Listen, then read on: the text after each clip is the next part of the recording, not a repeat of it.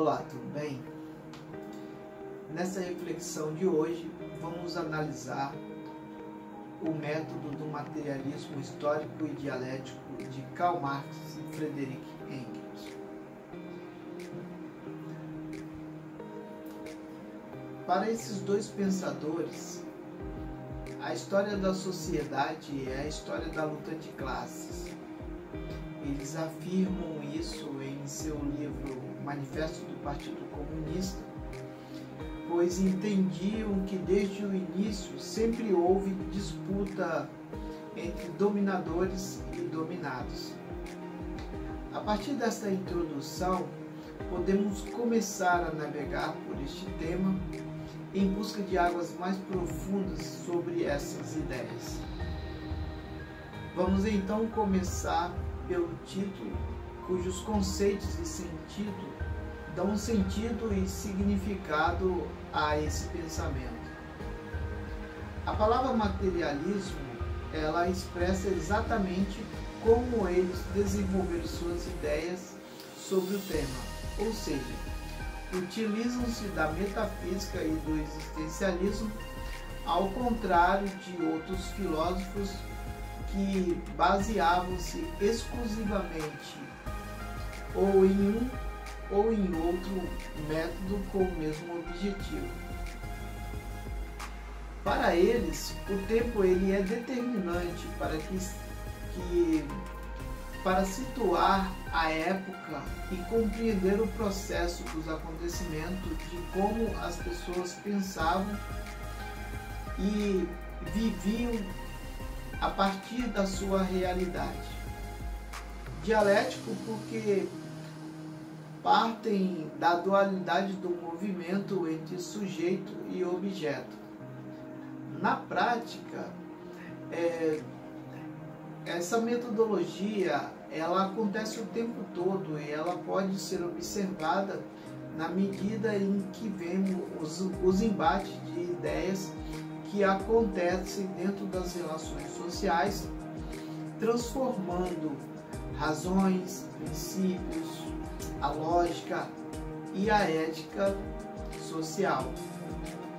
Marx foi um pensador engajado e radical.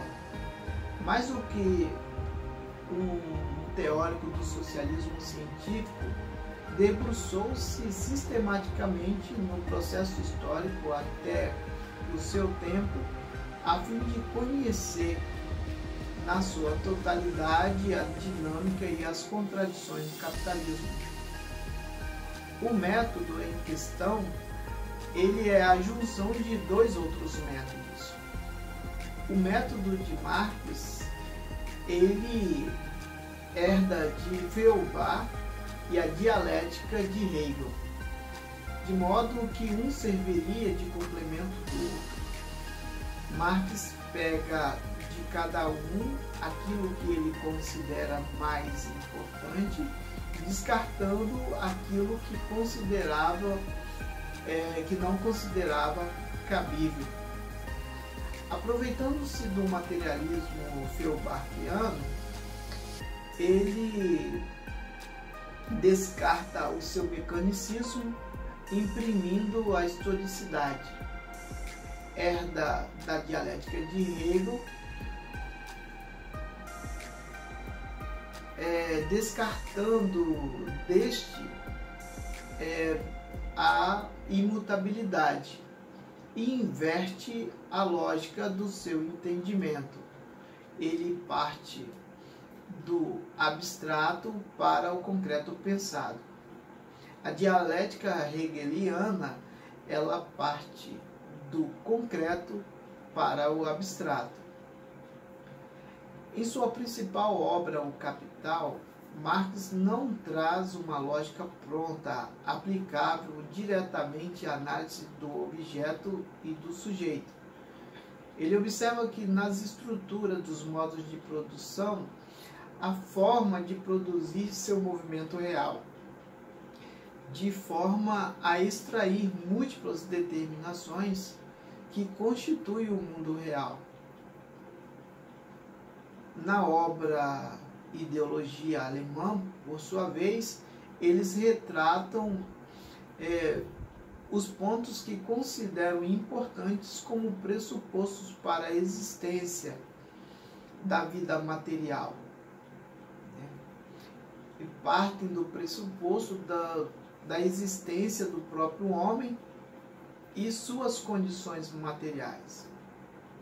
E dentro dessas condições, as ações, dentro das relações, elas estarão gerando novas necessidades. E a renovação da vida dentro das necessidades, ela se dá na medida em que esses homens se reproduzem e geram novas vidas, e essas novas vidas formam novas famílias. As forças produtivas dentro de uma sociedade, elas determinam o papel e o status social, isto é, uma maneira de viver e ser visto socialmente. E por último, a consciência da vida material, ela nasce da necessidade do intercâmbio entre indivíduos, entre outros seres humanos, sendo desde o início um produto social. O método materialismo histórico, ele consiste numa doutrina que admite que as condições concretas materiais, elas são suficientes para a compreensão dos fenômenos sociais, mentais e históricos, pois na medida em que é possível conhecer as relações sociais e as forças produtivas, através do método do materialismo histórico, você irá então compreender esta sociedade que está sendo estudada. Para exemplificar como que isto funciona, o homem primitivo, ele produzia seus próprios instrumentos sistematicamente. Na medida em que ele encontra com outros homens primitivos que lhe propõem novas técnicas, algumas ele aceita, outras não, e cria novas ferramentas. No Egito Antigo, o trabalho ele propulsionava grandes construções.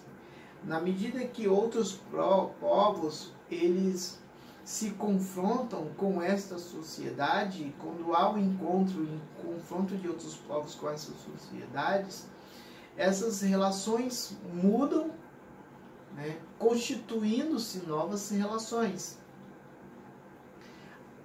Na Idade Medieval, a base que sustentava a sociedade era o trabalho servil. Esse modo de produção, ele é afetado pelo embate que estava contido dentro das relações sociais e que vai mudar toda a realidade com o passar do tempo. Na Idade Moderna, com a colonização dos principais continentes, mesmo tendo passado por tanto tempo,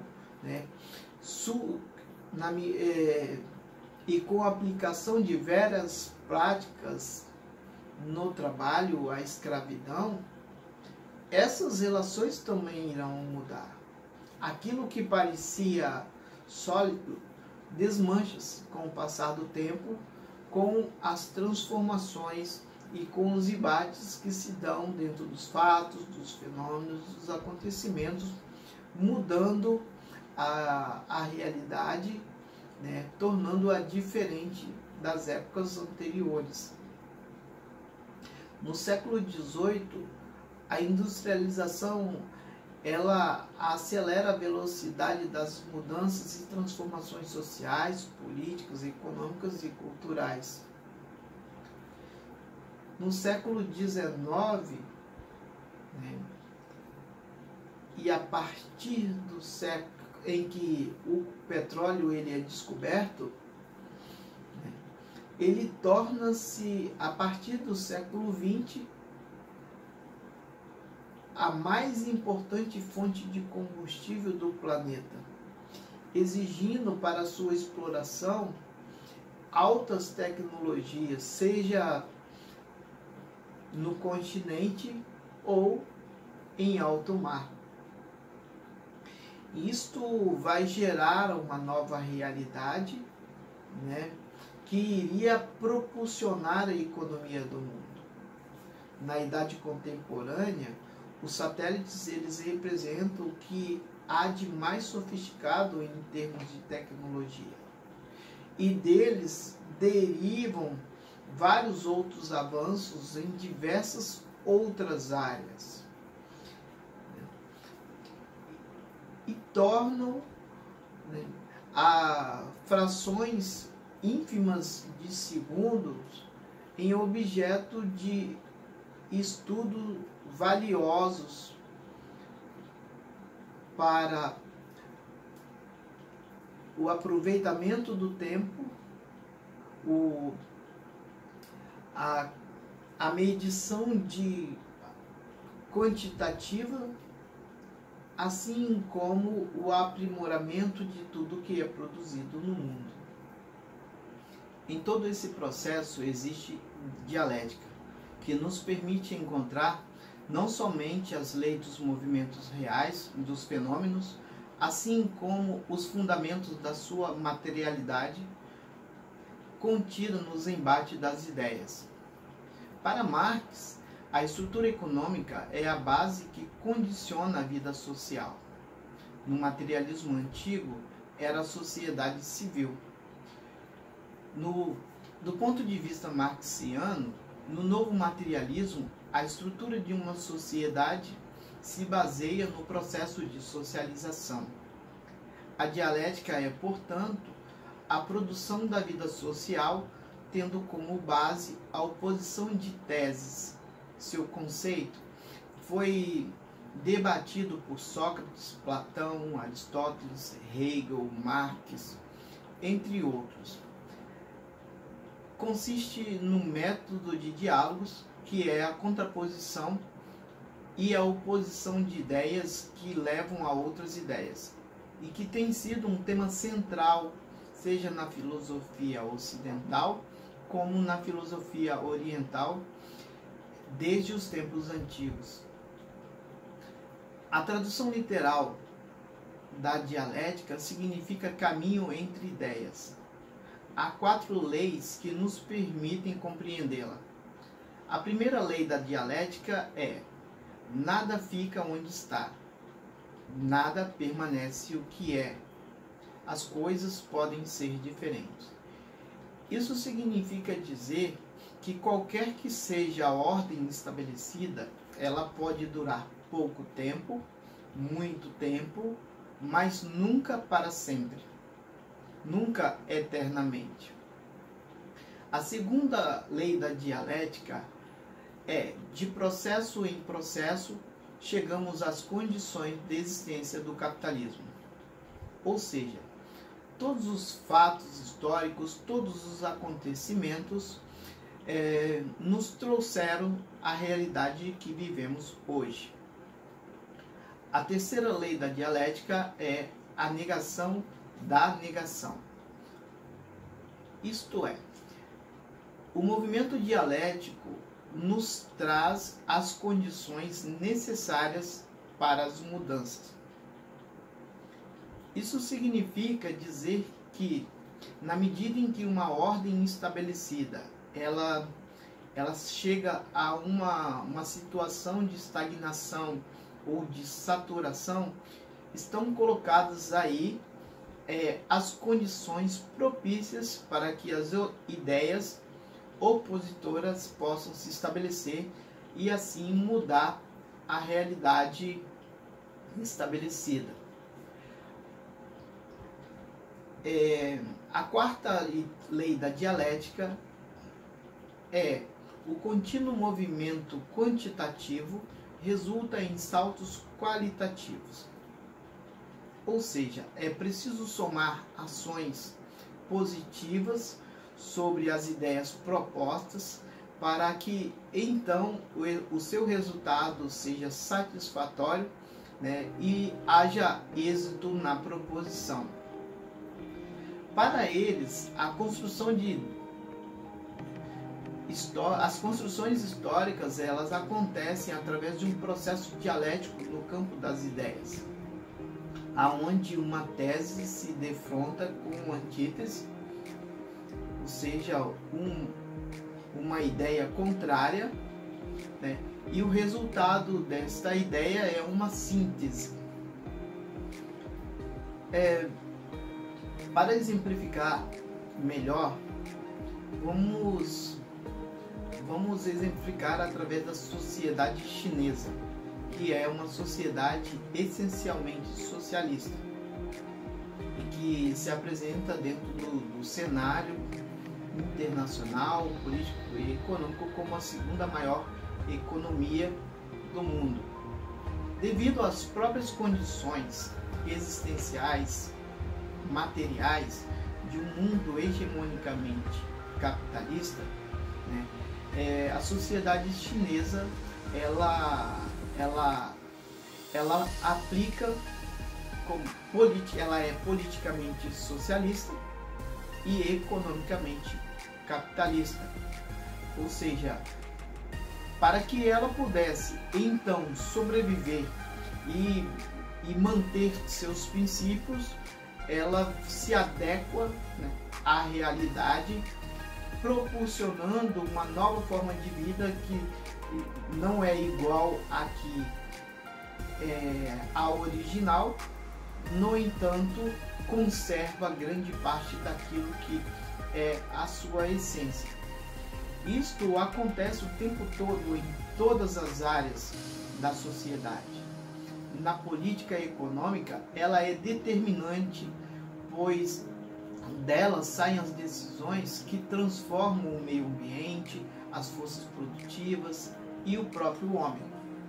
O processo da teoria, de acordo com a teoria marxista, o modo de produção da vida material condiciona o conjunto de todos os processos da vida social, política e espiritual também.